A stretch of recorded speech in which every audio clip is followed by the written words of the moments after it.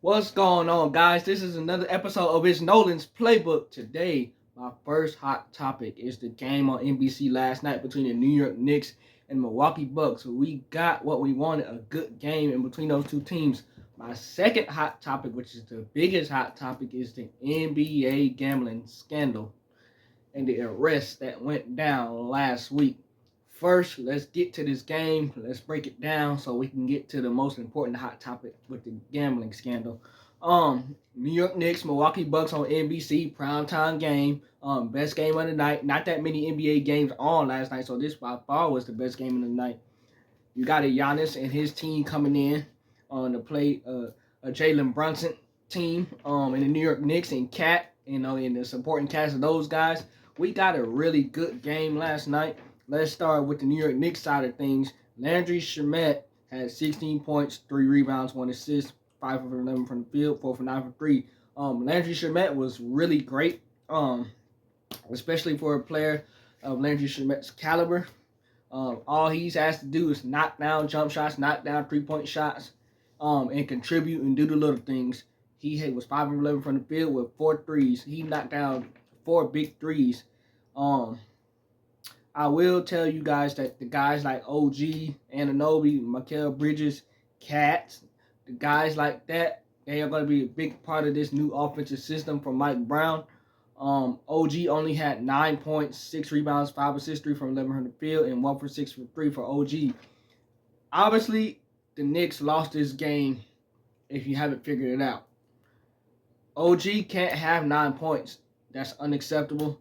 That can't happen. He can't be 3 from 11 from the field. He can't be 1 for 6 for 3. That's not going to get you a win. That's not going to get you anywhere down the line. So OG has to be better, even though it's early in the season. You rather the Knicks have games like this early in the season versus late in the season when they need it the most.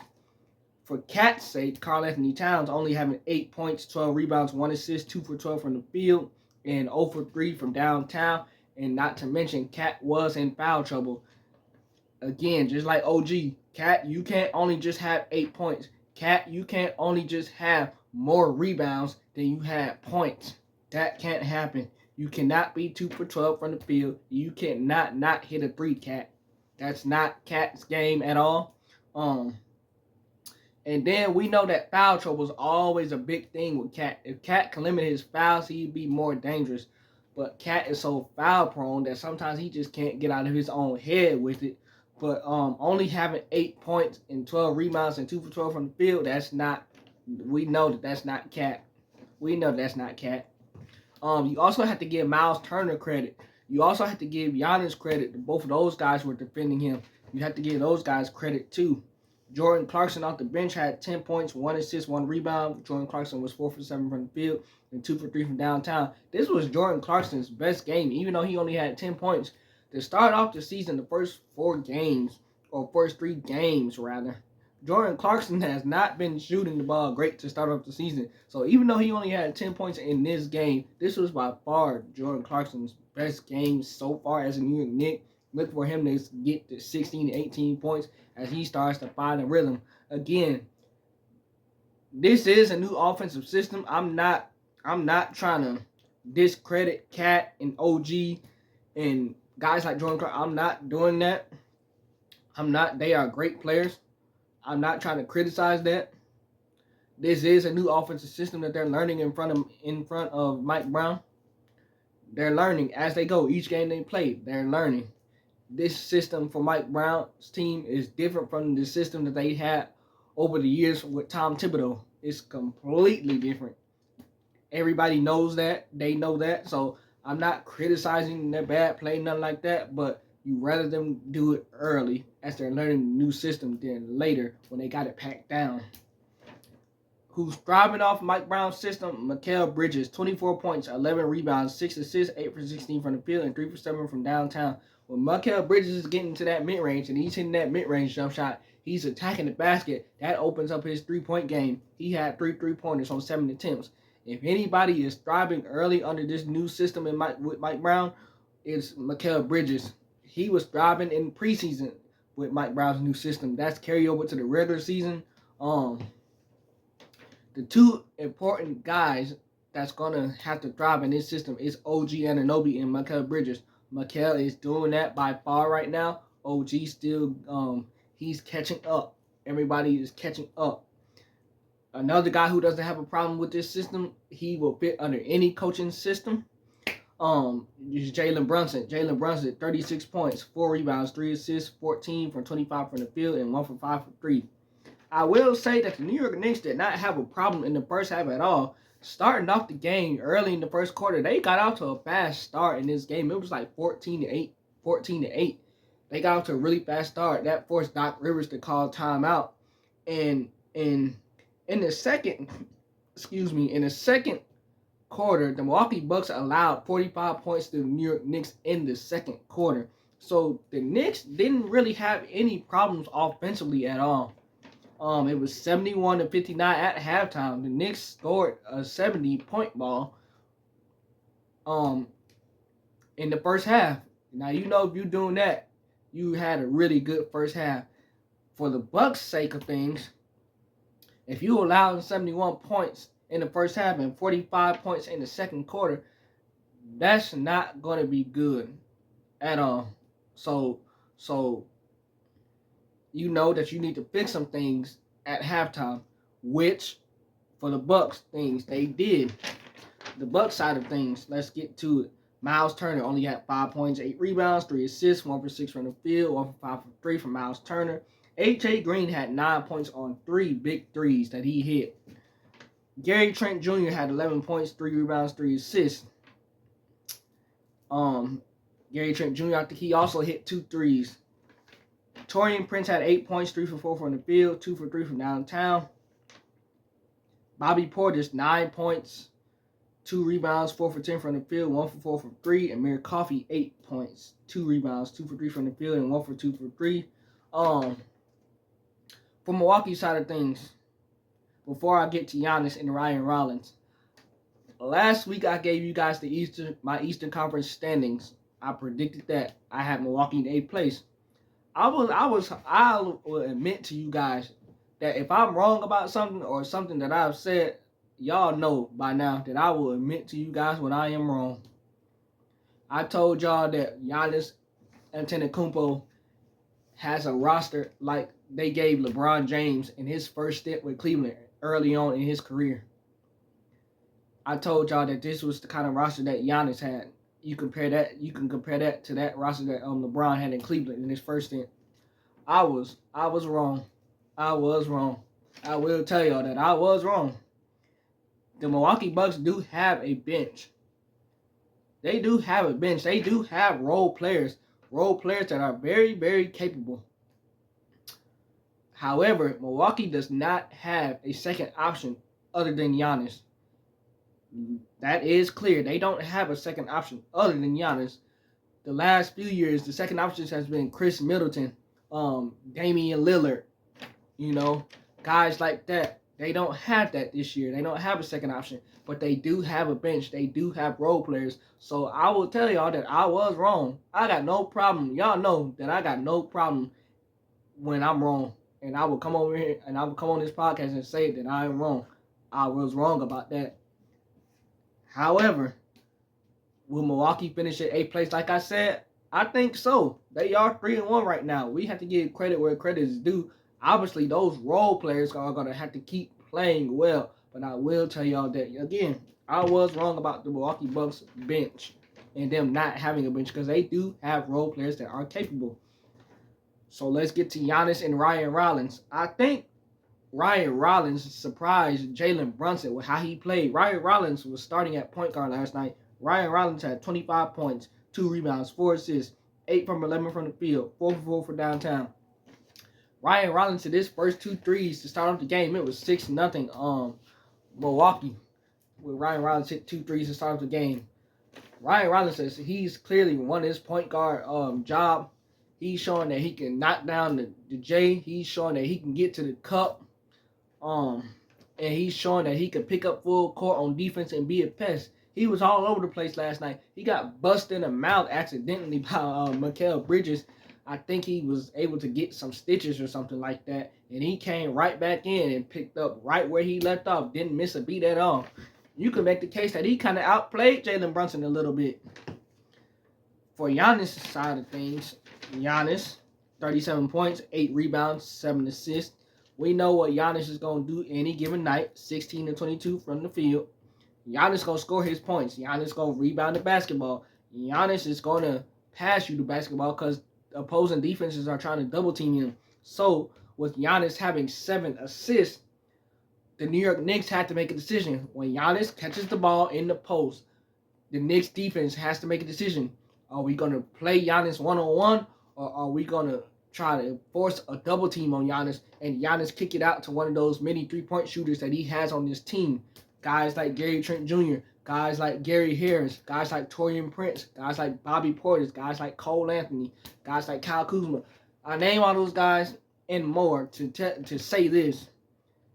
If you're going to double team Giannis, all he going to do is pass it out to one of the three-point shooters, and they going to knock it down. So opposing defenses have to make a decision. Are we going to play Giannis one-on-one in the post, or are we going to double team him and force one of those other guys on the perimeter to beat us or not? And it was a mixture. Giannis was able to get to the cup, but they also double teamed Giannis. Me personally, I don't give a crap. I'm double teaming Giannis. You getting triple team, I'm making one of those perimeter shooters beat me. And if they beat me, so be it. I am not letting a star beat me. Like I told y'all about SGA last week.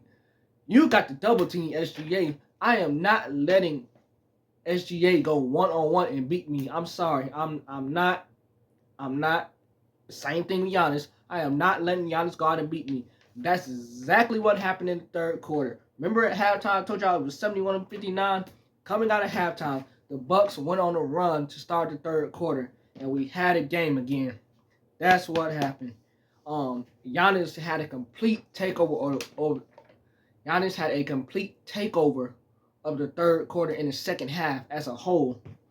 He dominated. When he wanted to get to the paint, he got there. When he wanted to kick it out, he kicked it out. When he wanted to impact the game on the defensive end and block a shot and go back down the other end on offense and dunk on somebody, he did that too.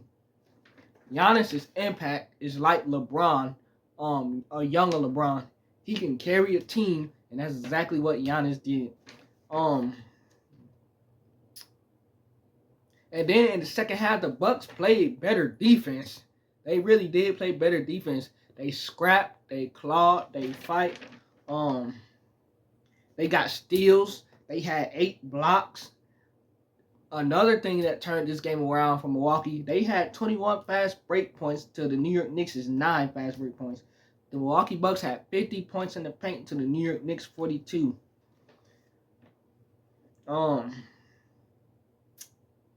Milwaukee was 14-34 from 3. That's 41%. The Knicks were 13-40 from 3. That's 32%. Both teams shot 87% from the free throw line.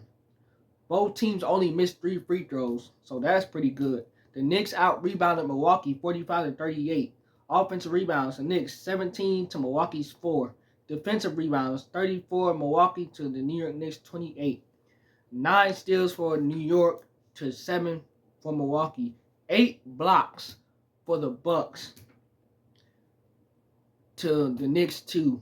13 turnovers for each team. Now, with Milwaukee's front line, with Giannis and Miles Turner, you add Miles Turner in there, that takes a lot of pressure off Giannis, and he could beat a decoy defensively because you got Miles Turner in there to hold it down. And then Giannis, he's going to hold it down too. It takes a lot of pressure off Giannis. So this team has a chance to be a solid defensive team, at least middle of the pack, because those role players that they have, they're not defensive specialists. They are more likely offensive specialists. But with Miles Turner and Giannis holding it down, ain't nobody going to want to come in that paint. I'm telling you. And then with that being said, man, you know, Milwaukee, they played a good game. The Knicks are still trying to figure things out. The Knicks they're 2-2 through their first 4. Milwaukee's 3-1. So both teams are trying to figure things out. You know what I'm saying? And this was a good game on NBC last night. Wasn't many games on last night, but we transition with that. Score ended up being 121 to 111. The Knicks did have a good lead in this game. The Knicks' largest lead in this game was 14. Milwaukee's largest lead in this game was 10. So both teams had a pretty good lead in this game. It was just Milwaukee was the one that came out victorious. We transitioned to my second and final hot topic of this podcast episode this morning to say this. The NBA gambling scandal. We learned about that last week, and it was a shocker. It was a huge shocker. Involving Terry Rozier III, Damon Jones, and Chauncey Billups. Now, when they said they were arrested, obviously it was a shocker to the whole world. Like, what in the world is going on? For what? What happened?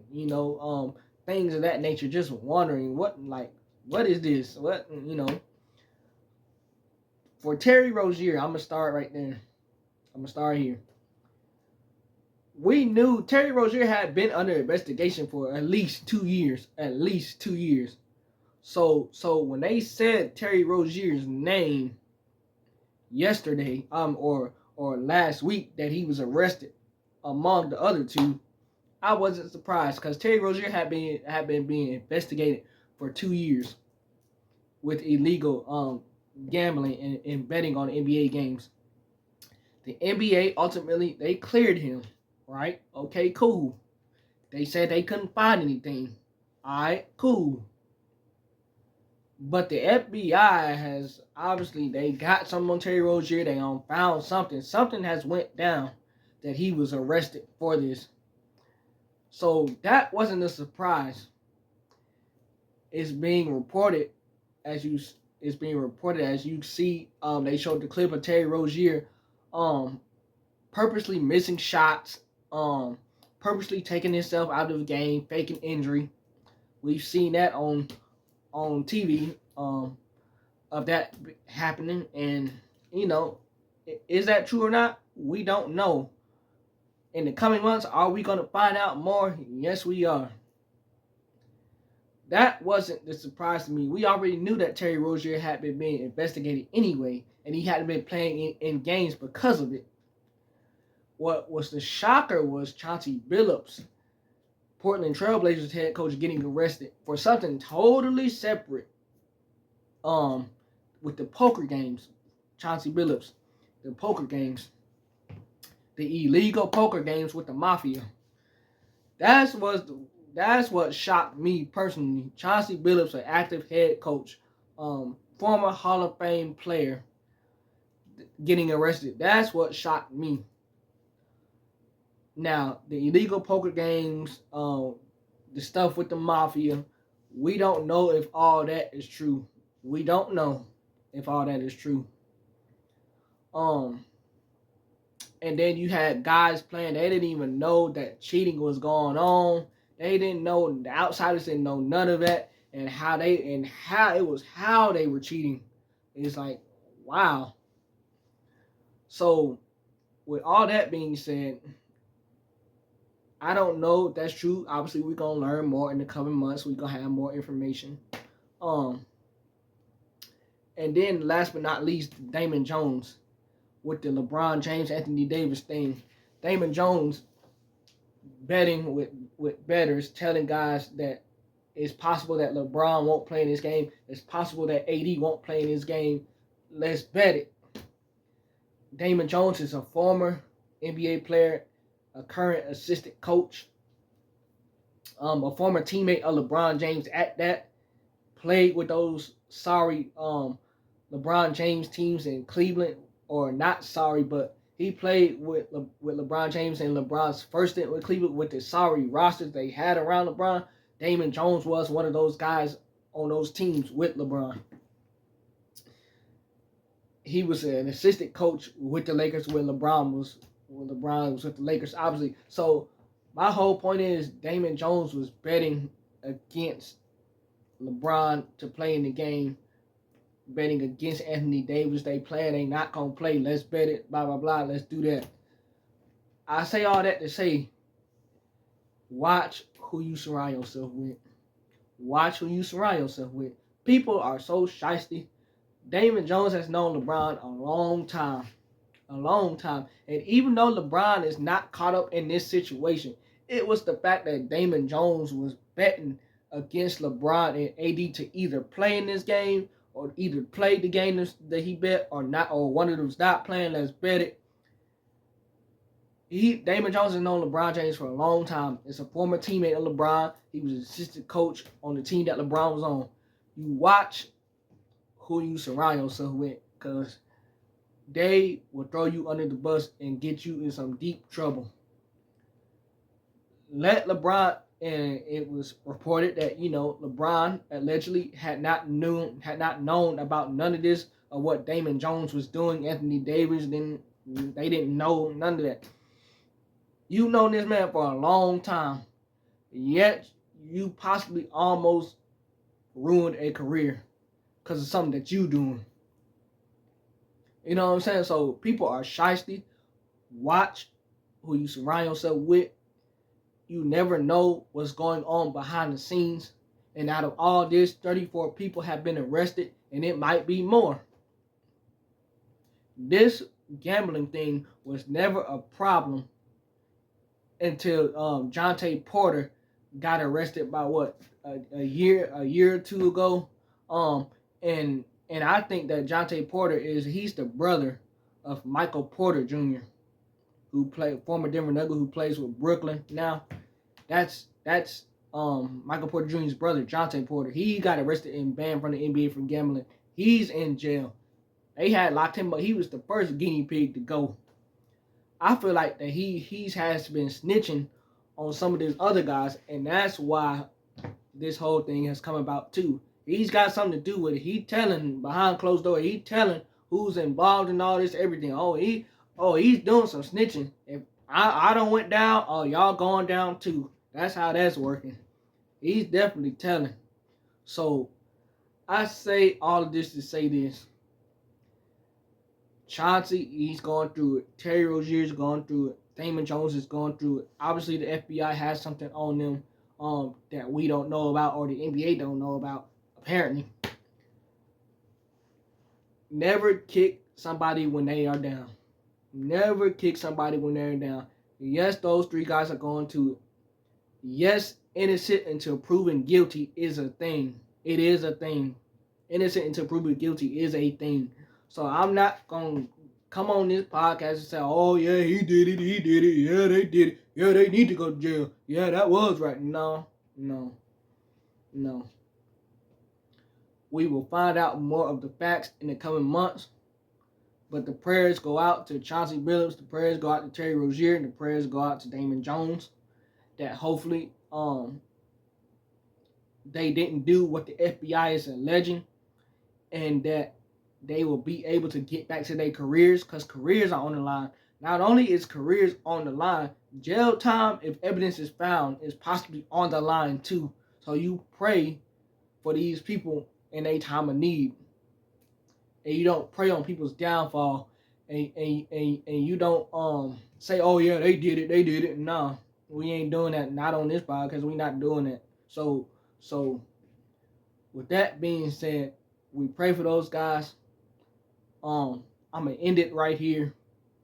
Like, comment, subscribe, come back for more of It's Nolan's Playbook, and we are out of here.